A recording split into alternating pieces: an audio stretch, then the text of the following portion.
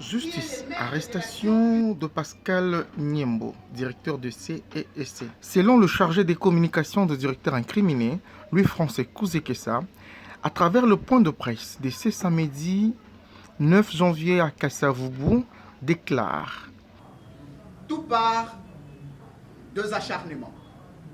Vous devez comprendre que l'infiltration de la République du Rwanda en RDC est une réalité.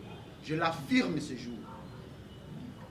Maître Pascal Niembo Muyumba est victime d'une conspiration, d'une cabale mal montée des Rwandais, je reprends les termes, des Rwandais vivant ici au Congo, qui ont même placé certains agents dans leurs entreprises publiques pour faire rapport à leur État.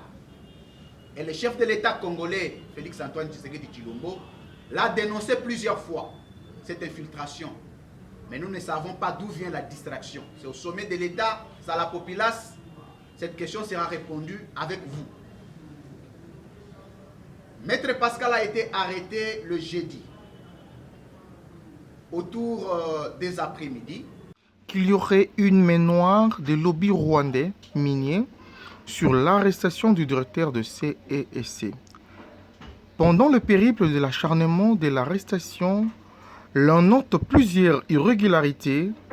Il a été transféré à Makala sans pour autant qu'il y ait mandat d'arrêt provisoire, a fait savoir Louis-François Kouzekessa. C'est faux. La fausse ordonnance, on devrait l'avoir. On ne l'a jamais vue. Le jour où on vous présente la fausse ordonnance, je donne ma main à couper, on peut nous l'apporter. De ce côté-là, le magistrat était en difficulté. Il nous dit, ok, je pense, je reprends ces mots, on peut passer à l'autre fait infractionnel lui reprocher. Plusieurs fois cet acte, il a été empêché de voyager pendant qu'il n'y avait aucune poursuite judiciaire à son encontre, aucun annonce judiciaire, aucune situation d'irrégularité dans son pays, aucune infraction d'atteinte à la sûreté de l'État. Il a été empêché abusivement. Mais malheureusement, la même personne qui l'avait empêché, pour avoir finalement l'argent, a été arrêtée par le parquet de grande instance, le tribunal de grande instance de Kinshasa-Gombe, j'allais le dire comme ça, pour s'être corrompu par une banque de la place que vous connaissez. Et le même monsieur qui s'est vu indigné pour interdire un directeur général en fonction de voyager. Et après son arrestation, la question était restée pendante. Et Maître Pascal avait voyagé. Nous avions rassuré plusieurs médias. Cependant, il était mis en accusation suite à l'usage de faux en écriture et détournement du denier public, motif qui a occasionné son arrestation. Dans une conférence de presse tenue récemment par l'école des communicateurs, le directeur de CEEC, Pascal Niembo, avait lancé la sonnette d'alarme sur l'implication de Rwandais dans le vol massif de minerais en aire de Congo. Dans son approche, il avait aussi signalé qu'il y a un groupe de Rwandais qui se font passer pour des Congolais, mais ils sont au service du Rwanda. Quand ça arrive au centre chez nous, moi je donne l'ordre, on essaie d'analyser. On se rend compte que c'est cristal, c'est le bois, c'est saphir, donc c'est pas d'autres pieds de couleur qui ressemblent au diamant.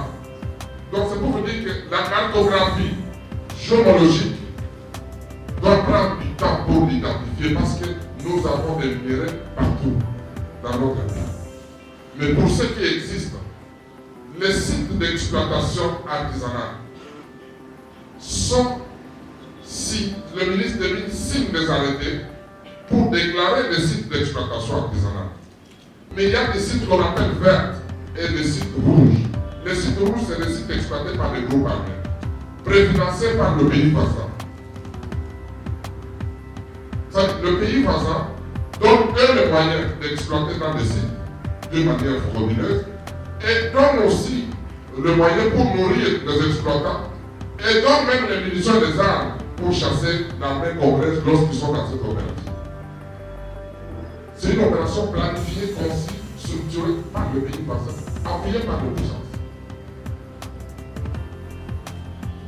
Alors, les sites d'exploitation existent. Je tiens à vous informer que même les jeunes ici, à un certain moment, à travers l'école de la communication, nous allons organiser d'autres jeunes en coopérative. Des agents d'origine rwandaise, par influence de certains proches de la présidence de la République, qui manœuvrent pour obtenir l'arrestation du directeur Pascal Niembo. Selon certaines sources, M. Pascal Niembo serait aussi victime d'un empoisonnement à Makela. Est-ce que vous avez le pouvoir d'arrêter le général d'armée? Tout ce que vous faites votre rapport au président de la République, au procureur général, pour dénoncer et demander l'implication des institutions judiciaires.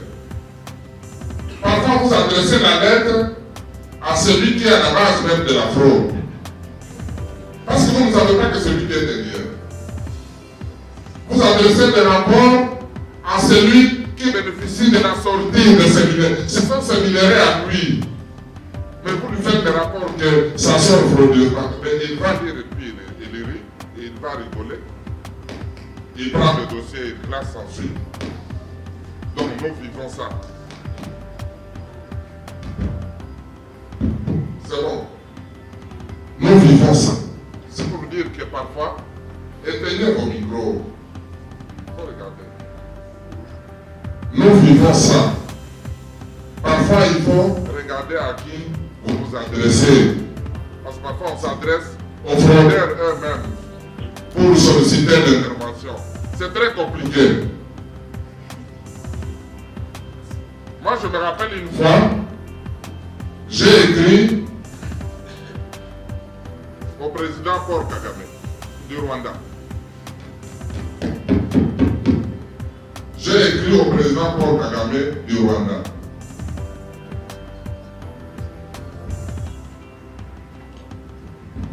J'ai écrit au président Paul Kagame du Rwanda. J'ai dit, passons par l'ambassade du Rwanda ici, que monsieur le président de la République, vos généraux continuent à piller le minerai de la République démocratique du Congo. D'ailleurs, par preuve, hier, autant de tonnes de cassitérite et de coltan viennent de traverser chez vous. Ça se trouve au Rwanda, dans votre pays, sur telle avenue, telle adresse.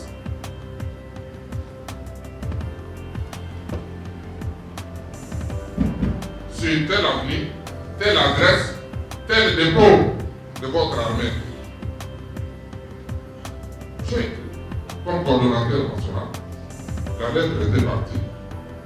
Et puis après, le gouvernement m'a répondu, non, c'est vrai. D'ailleurs, il y a des généraux qui seront suspendus parce que nous n'encourageons pas à la fraude et nous avons décidé de vous restituer votre minerai. Plus de 80 tonnes de castérie a été restitué à la frontière de Goma. Moi-même, je suis allé réceptionner. Parce que nous avons déposé. Est-ce que ce qu'il a restitué, c'est ce qui a été réellement exporté? Point d'interrogation. Peut-être qu'ils ont exporté 10 tonnes pour se nettoyer, pour apparaître sérieux, ils vous ramènent 80. Ils ont exporté plus de 200 tonnes et on vous amène 80 tonnes. Parfois avec la teneur qui n'est pas appréciable, avec des sables à l'intérieur. Juste pour montrer à la communauté internationale, il y a des gens, nous avons décidé de restituer les minéraux au Congo. Nous savons les manières de l'entrée de l'autre. Vous me posez la question, qu'est-ce que nous faisons? Je tiens à vous dire ici que plus de 14 tonnes sorties frauduleusement vers l'Afrique du Sud. Je suis allé physiquement pour rencontrer le chef à l'époque, le président Jacques Rousseau. Dire que dans votre pays, il y a d'autres 14 tonnes qui viennent d'entrer ici. C'est telle adresse, tel numéro.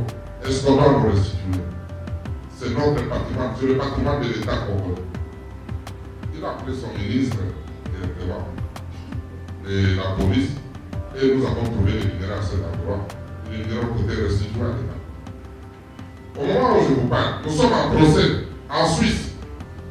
J'ai déposé une plainte contre les minéraux du sang entré en Suisse 3 tonnes d'or, sorti du Congo vers l'Ouganda, de l'Ouganda en Suisse. Je suis allé en Suisse, j'ai rencontré le procureur fédéral pour lui dire que vous savez le minerai du sang ici. Ce minerai a laissé des femmes violées au Congo. Ce minerai a laissé des cadavres sur la rue. Mais vous avez accepté ce minerai dans votre pays.